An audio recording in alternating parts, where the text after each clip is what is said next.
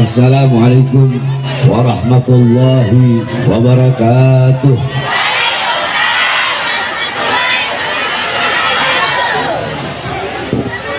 Alhamdulillahil qawi sultanuh, al-wadihil burhanuh, al-mabsut fil wujud karamuhu wa ihsanuh. Allahumma salli wa sallim wa barik wa karrim wa azzim ala nuril anwar wa sirril asrar wa tiryakil akhyar wa miftahi babil yasar sayyidina wa maulana Muhammadinil Mukhtar wa alihil athhar wa ashabihil akhyar adada ni'amillahi wa ifdalih, amma ba'd. Yang saya cintai, yang saya muliakan, para alim ulama, para habaib, para kiai, para asatid, para tokoh masyarakat, para aparat pemerintah, wabil khusus pimpinan pondok pesantren An-Nuriyatus Salam Al-Ustadz Endang beserta seluruh keluarga besar pondok pesantrennya, seluruh murid-muridnya yang saya cintai, yang saya muliakan, segenap panitia peringatan Maulid Nabi besar Muhammad sekaligus milad pondok pesantren An-Nuriyatus Salam yang ke-27 beserta seluruh hadirin hadirat, bapak-bapak, ibu-ibu, khususnya para pemuda-pemudi umat baginda Nabi besar Muhammad yang selalu dimuliakan oleh Allah Subhanahu wa ta'ala. Saudara-saudara, sebelum saya mulai, saya harapkan kepada seluruh hadirin, khususnya ibu-ibu, tolong jangan ada yang ribut. Kalau ibu-ibu ribut, saya pulang sekarang. Tolong jangan ribut, saya tidak akan lama karena saya dalam keadaan tidak sehat. Saya hanya akan menyampaikan sedikit saja. Jadi tolong pasang kedua telinga, pasang hati, dan dengarkan sedikit nasihat yang akan saya sampaikan, walaupun sedikit, insya Allah bermanfaat. Bapak-bapak, ibu-ibu sekalian yang dimuliakan oleh Allah Subhanahu wa ta'ala, kita duduk pada pagi hari yang mulia ini. Kita duduk di majelis yang penuh dengan kemuliaan, yang penuh dengan keutamaan. Saudara-saudara, majelis seperti ini, perkumpulan kita pada pagi hari yang mulia ini, inilah majelis-majelis dan perkumpulan peninggalan baginda Nabi besar Muhammad. Ibu-ibu jikalau ingin lihat, bapak-bapak, ibu-ibu pengen lihat seperti apa perkumpulan baginda Nabi besar Muhammad, maka perkumpulan Nabi Muhammad seperti berkumpulnya kita duduk di majelis ini. Sebab Nabi Muhammad SAW, beliau tidak mewariskan harta, pangkat, jabatan, tahta, kekuasaan, dinar, dirham. Bukan itu warisan Nabi Muhammad. Warisan Nabi Muhammad majlis-majlis ilmu, majlis-majlis zikir, majlis-majlis sholawat, para ulama, para ustadz, para kiai, orang-orang soleh, para habaib. Inilah warisan baginda Nabi besar Muhammad. Kita duduk di sini untuk mengambil warisan Nabi Muhammad. Ketika kita mendapatkan warisannya Nabi, maka tidak ada warisan yang lebih berharga, tidak ada warisan yang lebih mulia, tidak ada warisan yang lebih mahal selain daripada warisan baginda Nabi besar Muhammad. Abu Hurairah radhiyallahu anhu, ketika itu Abu Hurairah pergi ke pasar. Abu Hurairah berkata, wahai orang-orang pasar, di masjid sedang dibagi-bagikan warisan Nabi Muhammad. Orang-orang yang ada di pasar yang berdagang menutup dagangannya, berhenti berdagang. Yang punya toko menutup tokonya. Mereka datang berbondong-bondong pergi ke pasar, saudara-saudara. Ketika apa mereka, orang-orang pasar datang berbondong-bondong pergi ke masjid. Ketika mereka sampai di masjid, mereka berkata, wahai Abu Hurairah, mana katamu sedang dibagi-bagikan warisannya Nabi? Kami tidak melihat dibagikan pakaiannya Nabi, Kami tidak melihat sedang dibagikan hartanya Nabi, pedangnya Nabi, sorbannya Nabi, imamahnya Nabi. Yang ada hanyalah halakoh-halakoh, lingkaran, perkumpulan-perkumpulan orang yang sedang menuntut ilmunya Allah Subhanahu wa ta'ala.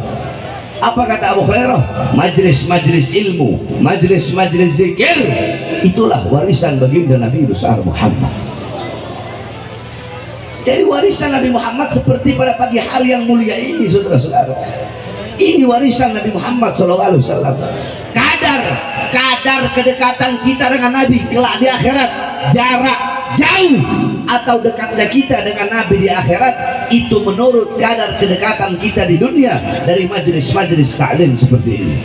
Jikalau di dunia kita dekat dengan majelis ilmu, dekat dengan majelis zikir, dekat dengan majelis sholawat, tidak diragukan di akhirat kita pun akan dekat dengan baginda Nabi besar Muhammad.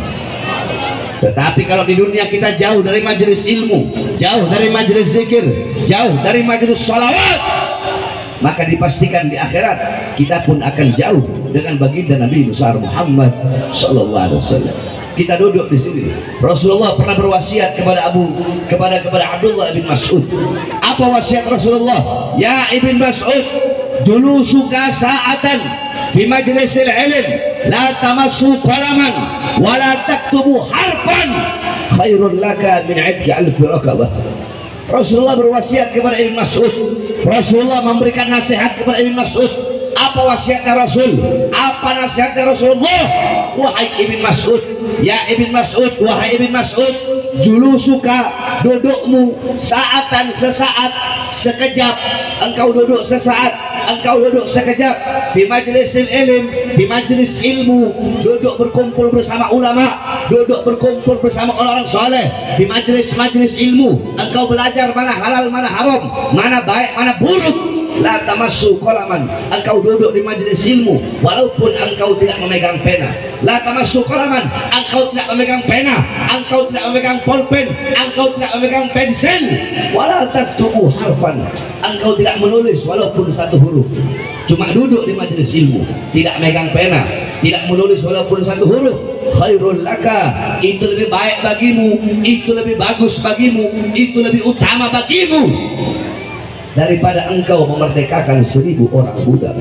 Saudara-saudara, memerdekakan 1 orang budak kelak di akhirat pahalanya maka seluruh jawarehnya. Barang siapa yang memerdekakan 1 orang budak, seluruh jawareh, seluruh anggota tubuhnya akan merdeka dari api nerakanya Allah.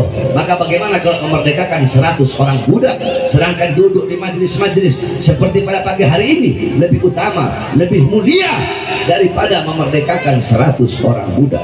Saudara-saudara sekalian yang dimuliakan oleh Allah Subhanahu wa ta'ala, bapak-bapak, ibu-ibu, kalian duduk pada majelis pagi hari ini, lidah kalian basah dengan bersolawat kepada baginda Nabi besar Muhammad.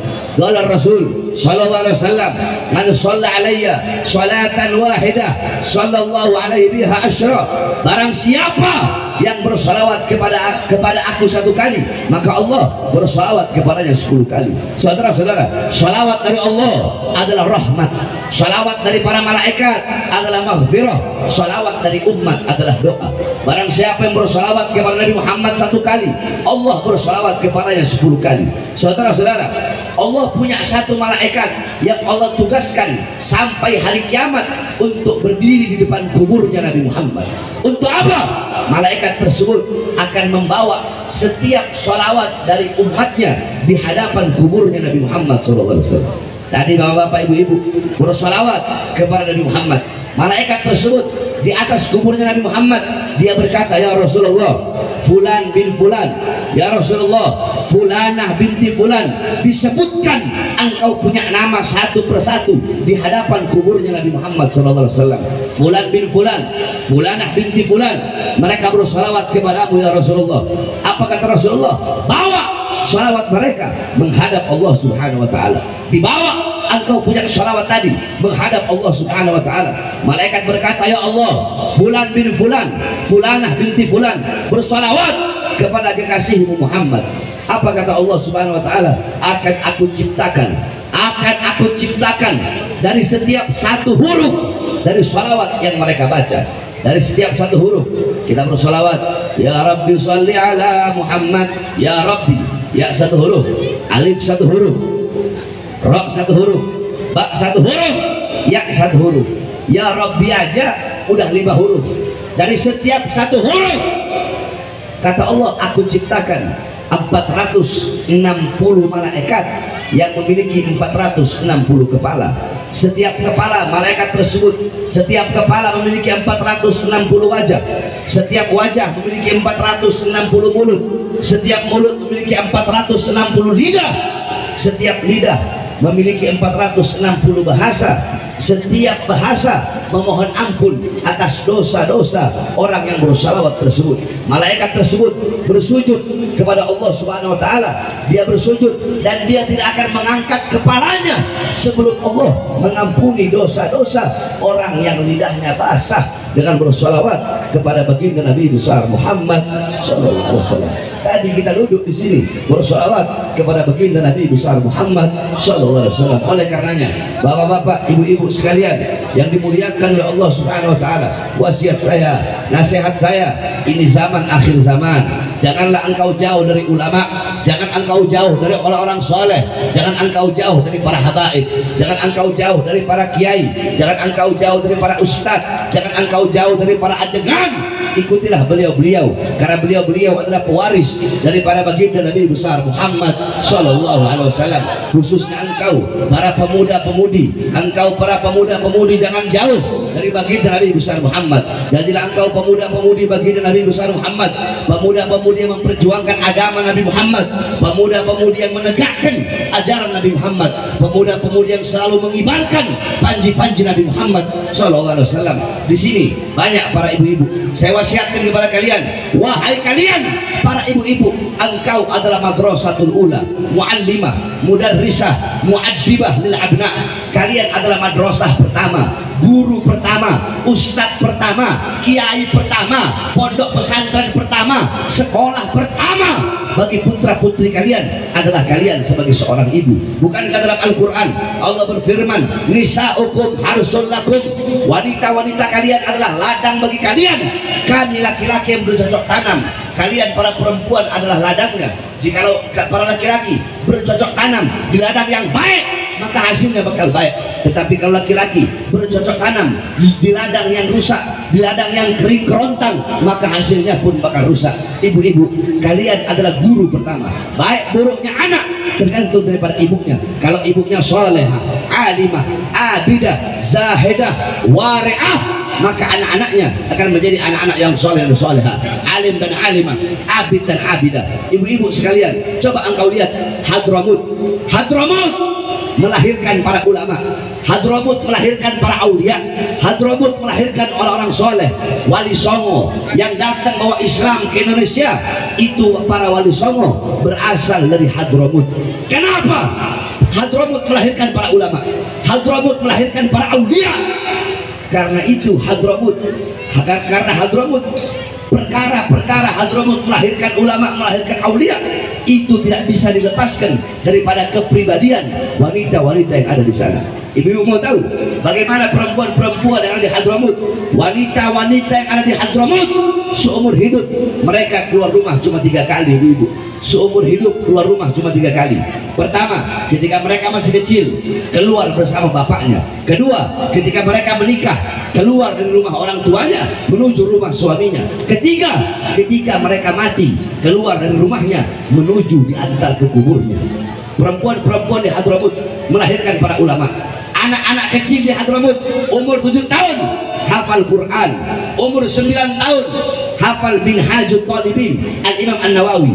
Bahkan para pedagang-pedagang yang ada di Hadramut, yang jualan ikan, yang jualan gandum, yang jualan roti di pasar-pasar, seluruh pedagang yang ada di pasar, mereka nggak boleh dagang kalau belum hatam 3 kali kitab Minhaj Al-Imam An-Nawawi. Pertanyaannya, kenapa bisa begitu luar biasa anak-anak yang ada di Hadramut?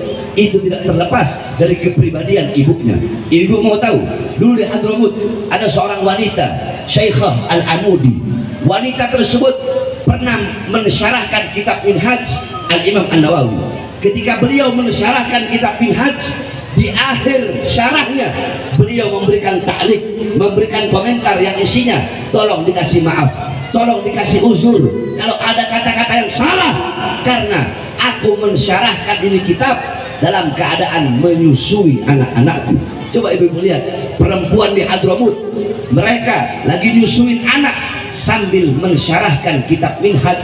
Gak heran anak-anaknya umur 7 tahun sudah hatam kitab Minhaj. Kalian para ibu-ibu adalah madrasah, guru pertama. Baik buruknya anak tergantung daripada ibunya.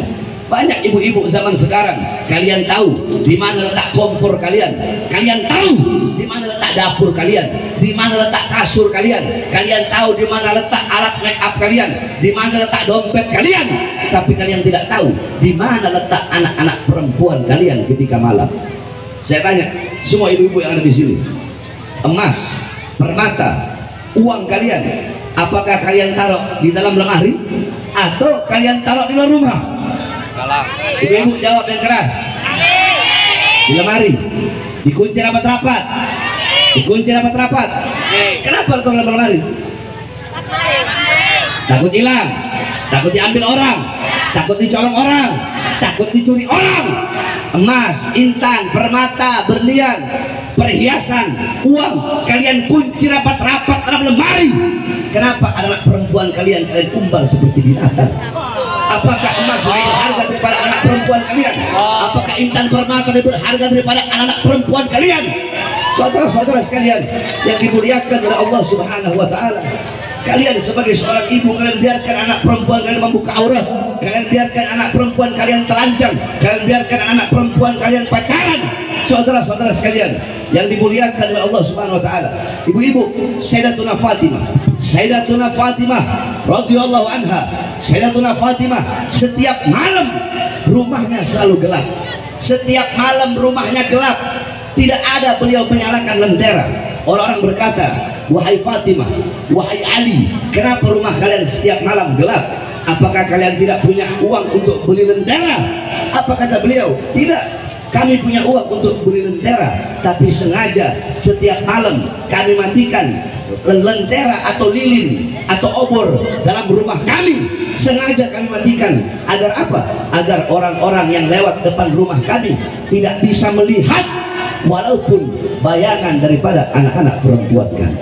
Sayyidatuna Fatimah, bayangan anak-anak perempuannya tidak rela dilihat. Bayangan anak-anak perempuannya tidak ridho untuk dilihat orang lain, apalagi jasad daripada anak-anak perempuannya. Oleh karenanya saya wasiatkan sekali lagi, ibu-ibu sekalian yang dimuliakan oleh Allah, mulai saat ini didik yang benar kalian punya anak-anak, karena waktu seorang ibu dengan anak lebih banyak daripada waktu bapak dengan anak. Begitu juga bapak-bapak, banyak bapak-bapak zaman sekarang, kebanyakan rata-rata 100% kalian bapak-bapak pagi, siang, sore, malam keluar untuk apa? Mencari nafkah, memberi makan jasmani anak-anak kalian, memberi makan istri kalian. Akan tetapi kalian bapak-bapak sibuk cari uang, sibuk kerja pagi, siang, sore, malam, memberi makan jasmani anak-anak kalian, tetapi kalian melupa untuk memberi makan jiwa dan hati anak-anak kalian.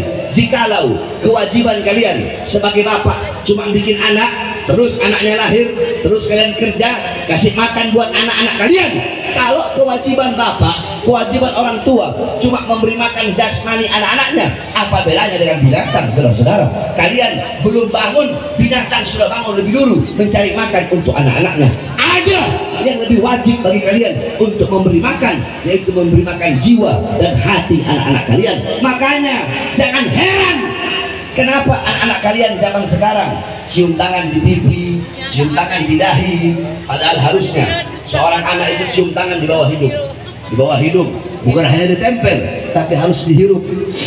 Itu yang diajarkan Nabi Muhammad SAW. Tapi kenapa anak-anak kalian cium tangan di pipi, cium tangan di dahi? Anak-anak kalian melotot kepada kalian, anak-anak kalian membantah perintah kalian, anak-anak kalian melawan kalian, karena kalian sebagai orang tua sibuk dengan urusan dunia, sehingga tidak pernah mendidik anak-anak kalian dengan pendidikan baginda Nabi besar Muhammad SAW. Coba lihat anak-anak zaman sekarang, anak-anak zaman sekarang, kalian lihat pagi, siang, sore, malam sibuk dengan media sosial, sibuk dengan handphone. Saya tanya ibu-ibu, jawab yang keras. Anak-anak kalian lebih banyak pegang handphone atau pegang Quran? Lebih banyak pegang handphone atau pegang Quran? Suami ibu-ibu lebih banyak pegang handphone atau pegang Quran? Ibu-ibu sendiri lebih banyak pegang handphone atau Quran? Lebih banyak pegang handphone. Suami pegang handphone, anak kecil dari umur 4 tahun, 6 tahun, 7 tahun, 8 tahun, 9 tahun, 10 tahun pegang handphone. Ibunya pegang handphone, bapaknya pegang handphone, suami istri pegang handphone begini. Lagi berduaan pegang handphone, kayak orang goblok masing-masing pegang handphone. Yakni handphone itu bisa mendekatkan hubungan orang jauh, tetapi tidak bisa dipungkiri handphone juga bisa menjauhkan orang-orang yang dekat. Saudara-saudara, bapaknya sibuk pegang handphone, ibunya sibuk pegang handphone, semuanya sibuk dengan handphone. Masa bahagia anak-anak kecil zaman sekarang direbut oleh handphone. Saudara-saudara, kalau kita orang zaman dulu masih kecil nggak ada handphone, kita orang main kelereng, kita orang mandi di pantai, mandi enak, kita punya masa kecil. Tetapi anak-anak zaman sekarang masa kecil mereka telah direbut oleh handphone. Anak-anak muda, para pemuda-pemudi di pinggir-pinggir jalan, mereka yang banyak pemuda-pemudi sekarang yang mereka jadikan sebagai teladan bukan Nabi Muhammad, bukan para sahabat, tetapi orang-orang barat. Mereka mengikuti budaya orang barat, mengikuti pikiran orang barat, mengikuti gaya hidup orang barat, mengikuti pola pikir orang barat. Mereka memakai pakaian-pakaian orang barat, meninggalkan pakaian baginda Nabi besar Muhammad Sallallahu Alaihi Wasallam. Perkara ini telah Nabi Muhammad sampaikan 1400 tahun yang lalu. Makanya kami tidak heran kenapa banyak anak-anak muda sekarang berenceng, bermaksiat, berbuat dosa. Anak-anak muda mau mabokan, narkoba, melacur, berzina, mempertontonkan perbuatan dosanya. Perkara ini telah Nabi Muhammad sampaikan 1400 tahun yang lalu. Apa kata Rasulullah? La tattabi'unna sanana aw sunanal ladzina min qablikum shibran bi shibrin wa dira'an bi dira'in hatta law dakhalu fi hujrid dhab lattaba'tumuhum. Qulna ya Rasulullah al-yahud wa nasara, qala faman. Kata Rasulullah, sungguh wahai para sahabatku, nanti akan ada umat setelah kalian, mereka akan mengikuti umat-umat terdahulu sebelum kalian. Mereka akan mengikuti umat-umat terdahulu. Umat-umat terdahulu mabok-mabokan, mereka mabok-mabokan. Umat-umat terdahulu berbuat dosa, mereka ikut berbuat dosa. Umat-umat terdahulu berzina, melacur, mereka berzina, mereka melacur. Apapun yang dilakukan oleh umat-umat terdahulu, mereka mengikutinya. Kemudian para sahabat berkata, ya Rasulullah, apakah umat-umat terdahulu yang diikuti oleh umat setelah kami adalah al-Yahud wa Nasara, orang-orang Yahudi, orang-orang Nasrani? Qala faman. Kata Rasulullah, siapa lagi kalau bukan Yahudi? Siapa lagi kalau bukan orang-orang Nasrani? Coba engkau lihat, yang paling banyak merayakan hari raya orang Yahudi, hari raya orang Nasrani, perayaan-perayaan mereka, hari-hari besar mereka, Natal, Tahun Baru, Valentine. Di Indonesia yang paling banyak merayakan bukan orang Kristen, bukan orang Buddha, bukan orang Hindu. Yang paling banyak merayakan abnaul muslimin, putra-putri Islam kita yang paling banyak merayakan, yang paling banyak mabok-mabokan, yang paling banyak berzina, yang paling banyak melacur.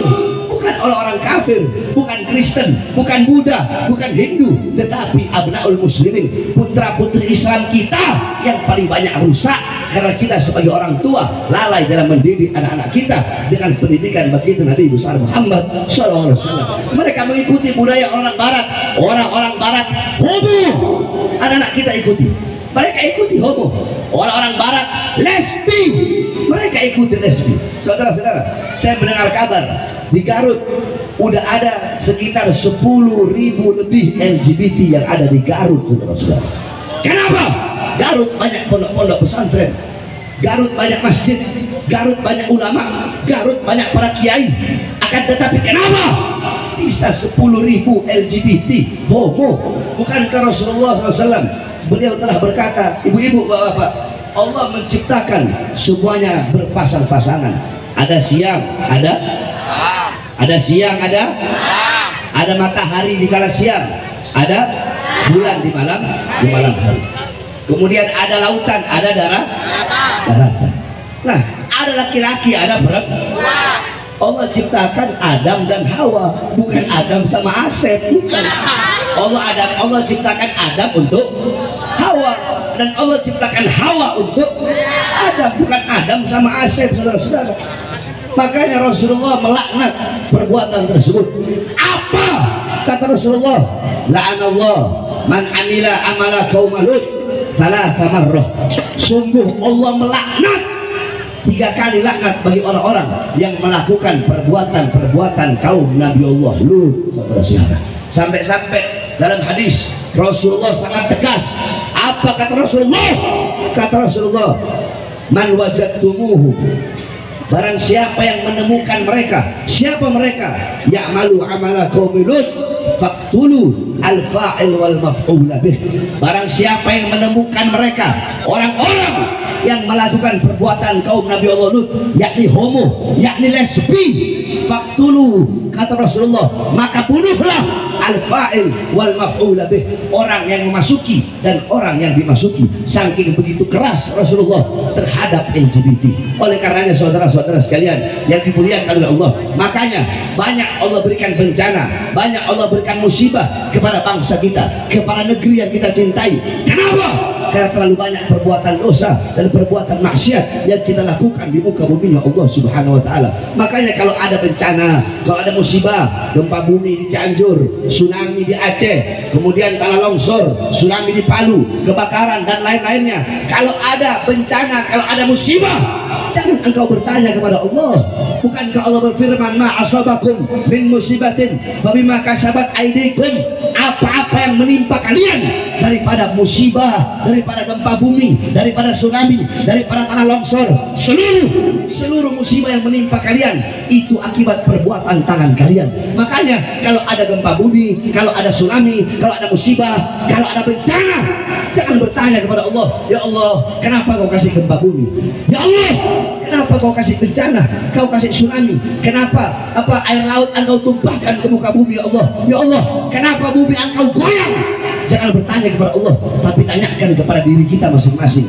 Tanyakan kepada orang tua kita, tanyakan kepada putra-putri kita, tanyakan kepada para guru-guru agama, tanyakan kepada para ustadz, tanyakan kepada para kiai, tanyakan kepada para habaib, tanyakan kepada para ulama-ulama, tanyakan kepada takmir-takmir masjid, tanyakan kepada pendiri-pendiri dan pemimpin pondok-pondok pesantren, tanyakan kepada para pemimpin-pemimpin majelis taklim, tanyakan juga kepada para pejabat, kepada para pemerintah, tanyakan kepada RT, RW, lurah, camat, bupati, wali kota, menteri, presiden, tanyakan kepada para ulama, tanyakan kepada para pejabat, para pemerintah, perbuatan dosa apa, perbuatan maksiat apa, perbuatan dosa apa, perbuatan maksiat apa yang mereka lakukan sehingga mengundang bencana dari Allah bagi bangsa, negara, dan rakyat Indonesia, saudara-saudara.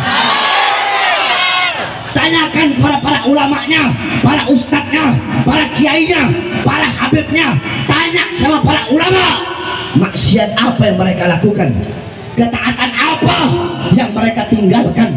Tanyakan kepada para ulama, kenapa ulamanya jadi ulama-ulama penjilat, kenapa ulamanya jadi ulama-ulama penjilat pejabat, jadi ulama penjilat pemerintah, kenapa ulama-ulamanya menghalalkan yang haram, mengharamkan yang halal, kenapa para ulama-ulamanya menjual ayat-ayat Allah demi kepentingan perutnya, kenapa para ulama-ulamanya menukar kehidupan akhiratnya demi kehidupan dunianya, kenapa para ulama-ulama menjadi kera-kera bersorban. Tanyakan kepada para pejabat, tanyakan kepada para mereka, para pemerintah, tanyakan berapa banyak maksiat yang mereka lakukan, berapa banyak harta rakyat yang mereka korupsi, berapa banyak uang rakyat yang mereka curi. Kenapa keadilan tidak mereka tegakkan sehingga perkara itulah yang mengundang bencana dan musibah dari Allah bagi seluruh bangsa dan rakyat Indonesia. Oleh karenanya saudara-saudara, saya wasiatkan kepada kalian para pemuda-pemudi Islam, tegakkan kebenaran, tegakkan keadilan, jangan pernah tunduk kepada kezaliman, jangan pernah tunduk kepada kemungkaran, jangan pernah tunduk kepada kemaksiatan, jangan pernah tunduk kepada ketidakadilan. Saudara-saudara, bapak-bapak, ibu-ibu, saya berkali-kali keluar masuk penjara. 2009 saya di penjara, 2010 di penjara, 2011 di penjara, 2012 di penjara, 2018 di penjara, 2020 keluar, baru 2 hari masuk lagi di bawah Nusa Kambangan. 2021 bebas, baru 1 bulan masuk lagi. Kemarin di Bandung, Pulau Jawa Barat 7 bulan baru bebas. Saya baru bebas sekitar 3-4 bulan yang lalu. Saudara-saudara, kenapa saya keluar masuk penjara? Bahkan tahun 2018 saya masuk, 2020 saya keluar, ibu-ibu, baru 2 hari, baru 2 hari saya bebas. Saya udah masuk, dibawa ke Nusa Kambangan sana, diborgol saya punya tangan, diborgol saya punya perut, dan diborgol saya punya kaki. Pertanyaannya, diborgol tangan saya, diborgol perut saya, diborgol kaki saya, apakah saya seorang penjahat besar? Apakah saya seorang bandar narkoba? Apakah saya seorang pelacur? Apakah saya makan uang rakyat? Apakah saya makan harta rakyat? Apakah saya menjual aset negara? Ibu-ibu mau tahu kenapa saya ditahan, dibawa ke Nusa Kambangan? Baru 2 hari saya bebas. Katanya ceramah saya provokasi, katanya ceramah saya ceramah meresahkan masyarakat. Pertanyaannya, apa isi ceramah saya yang katanya meresahkan masyarakat? Pertanyaannya, apa isi ceramah saya yang katanya memprovokasi? Ibu mau tahu apa isi ceramah saya yang menyebabkan saya 2 hari bebas langsung ditahan lagi? Saya sampaikan kepada kalian apa isi ceramah saya. Saya baru bebas siang saya bebas, habis maghrib langsung saya ceramah. Padahal saya tahu kalau saya ceramah risikonya saya bakal ditahan lagi, saya bakal dipenjara. Tetapi saya telan itu risiko mentah-mentah, saudara-saudara. Apa isi ceramah saya? Waktu itu lagi awal-awal corona, awal-awal covid, semua lagi PSBB. Ketika itu saya ceramah, saya pegang mic di hadapan puluhan ribu umat.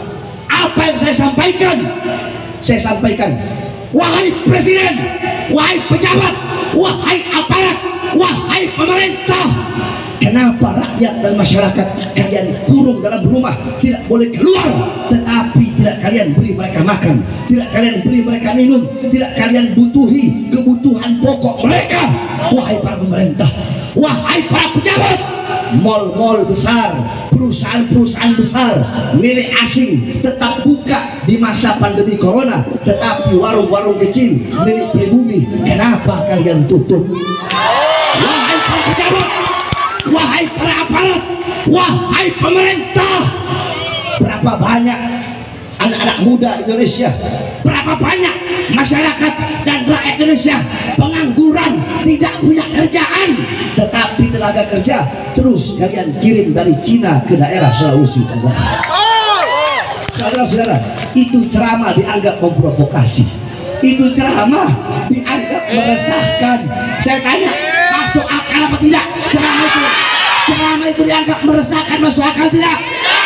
Saya tanya, di sini masyarakat semua, masyarakat kan, rakyat kan? Saya tanya, wahai masyarakat yang ada di sini, wahai rakyat yang ada di sini, ceramah tadi saya itu siapa yang saya bela? Diri saya atau rakyat? Siapa yang saya bela? Siapa yang saya bela? Siapa yang saya bela? Yang saya bela rakyat yang susah, rakyat yang menderita, rakyat yang kelaparan, rakyat yang menderita. Saudara-saudara, saya Pak Harvey Alden Smith bersumpah demi Allah, di penjara hanyalah risiko yang kecil. Jangankan di penjara, saudara-saudara, jangankan diborgol tangan saya, perut saya, kaki saya, demi bangsa, demi agama, demi rakyat Indonesia, jangankan hanya di penjara, nyawa saya, jiwa saya, darah saya murah harganya untuk tumpah, saudara-saudara. Saya tidak akan pernah kapok, saya tidak akan pernah capek, saya tidak akan pernah lelah untuk menyampaikan kebenaran dan menegakkan keadilan. Walaupun lidah saya harus dipotong, walaupun saya harus diracun, walaupun saya harus mati terbunuh, tidak ada masalah, saudara-saudara. Kami para habaib, kami para anak cucu Rasulullah, jiwa kami adalah jiwa pejuang. Dalam tubuh kami mengalir darah-darah kesucian, darah-darah para pejuang, darah-darah pemberani mengalir dalam tubuh kami. Kakek-kakek kami sudah biasa dibunuh, saudara-saudara. Kami punya kakek Sayyidina Ali bin Abi Thalib, beliau mati dibunuh, ditikam dari belakang ketika beliau sedang sholat, wafat terbunuh. Kami punya kakek Sayyidina Hasan, mati diracun sampai isi perutnya keluar dari mulutnya. Kami punya kakek Sayyidina Husain, dipenggal kepalanya, terpisah kepala dengan jasadnya. Kenapa beliau mati? Kenapa kakek kami dibunuh? Karena beliau yang berada di barisan paling depan untuk melawan kezaliman para pemerintah, saudara-saudara. Nah, darah beliau mengalir di dalam tubuh kami sehingga kami tidak akan pernah mundur walaupun satu langkah. Saudara-saudara, saya Bahri bin Smith, saya sampaikan kepada mereka, para pengkhianat bangsa. Hei kalian, para pengkhianat bangsa, kalian yang suka menyengsarakan rakyat, yang suka menyusahkan rakyat, kalian bisa memenjarakan jasad saya, kalian bisa memborgol tangan saya, memborgol perut saya, memborgol kaki saya, kalian bisa memisahkan saya dengan keluarga, anak, istri dan murid-murid saya, kalian bisa memenjarakan kedua mata saya daripada melihat dunia luar. Demi Allah, kalian bisa penjarakan jasad saya, kalian bisa penjarakan badan saya, tetapi suara-suara kebenaran, suara-suara keadilan yang saya sampaikan demi Allah tidak akan pernah bisa kalian bungkam dan kalian padamkan serta kalian penjarakan sampai akhir zaman. Oleh karenanya kalian, para pemuda-pemudi Islam, kalian adalah penerus bangsa, kalian adalah generasi-generasi ke depan. Baik buruknya bangsa, selamat kalau tidaknya negara ke depan berada di tangan kalian, wahai para pemuda-pemudi Islam. Maka jadilah kalian pemuda-pemudi yang berani. Ini pondok pesantren, kalian para santri adalah benteng Ahlus Sunnah wal Jamaah, para santri-santri salaf adalah benteng akidah, benteng Asy'ari Maturidi, benteng mazhab Syafi'i. Kalian para santri-santri salaf, kalian adalah benteng NKRI, kalian adalah benteng bangsa, benteng merah putih, benteng Pancasila, benteng rakyat Indonesia. Oleh karenanya kalian para santri-santri salaf tidak boleh memiliki mental tempe, tidak boleh memiliki mental kerupuk yang kena air langsung melempem. Kalian harus punya mental baja. Jangan pernah tunduk kepada kezaliman, dari manapun datangnya kezaliman itu. Teruslah berjuang walaupun kalian dihina, dicaci, dimaki, dimusuhi, diasingkan. Orang-orang yang mencaci, yang memaki, yang memusuhi, jangan kalian jadikan mereka sebagai air yang memadamkan semangat kalian, wahai para santri-santri. Tetapi mereka yang menghinamu, yang mencacimu, yang memakimu, yang meremehkanmu, jadikan mereka sebagai bara api yang menambah semangatmu untuk berjuang, memperjuangkan agama, bangsa, negara, dan rakyat Indonesia.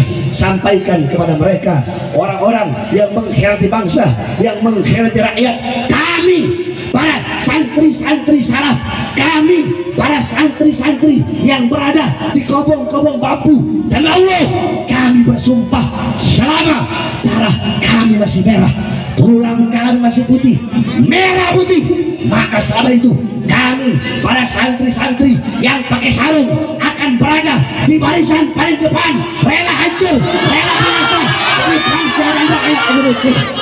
Saya tanya kalau bapak, ibu-ibu, pemuda, pemudi, khususnya para santri-santri, siap hancur demi Islam, siap binasa demi Indonesia, siap mati di merah putih?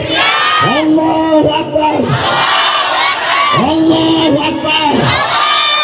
Indonesia merdeka, merdeka, merdeka. Allahu Akbar. Terakhir saya tanya ibu-ibu, kalau di Garut masih terus ada LGBT, homo, lesbi, rela atau tidak? Rela atau tidak? Ridho atau tidak? Kalau di kampung kalian ada homo, ada gay, ada LGBT, ada lesbi, usir atau biarkan? Usir atau biarkan? Usir atau biarkan? Usir, saudara. Jangan sampai hanya karena congor-congor yang lesbian, jangan sampai hanya beberapa ekor orang yang homo, yang lesbi, gara-gara mereka mengundang bala dan bencana, sehingga kalau bencana turun bukan hanya mereka yang kena, semua bayi-bayi yang tidak berdosa juga ikut kena. Betul? Orang doa orang tua yang tidak berdosa juga ikut kena, betul? Oleh karena ketika saya mendengar di Garut banyak LGBT, banyak homo, banyak lesbi, maka saya harus menyampaikan ini. Mudah-mudahan Garut Allah selamatkan, mudah-mudahan Garut Allah berikan keamanan, Allah berikan ketentraman, Allah berikan kesejahteraan, khususnya bapak-bapak ibu masyarakat yang hadir di sini. Mudah-mudahan tidak goreng di majelis, kecuali Allah ampuni dosa-dosa kalian, dosa-dosa yang telah lalu, dosa-dosa yang akan datang. Allah rahmati kalian, Allah berikan kasih sayang kepada kalian. Kalian punya harta, Allah perbanyak. Kalian punya rezeki, Allah perluas. Allah permudah urusan-urusan kalian, urusan dunia, urusan akhirat. Anak-anak kalian Allah jadikan anak-anak yang soleh dan solehah, yang alim dan alimah, yang ahli ibadah, yang ahli taat, yang patuh, yang tunduk kepada Allah, sehingga anak-anak kalian bisa menjadi sebab kelak akan menggandeng, menyeret kalian, membawa kalian menuju surga Allah Subhanahu wa taala. Amin amin ya rabbal alamin.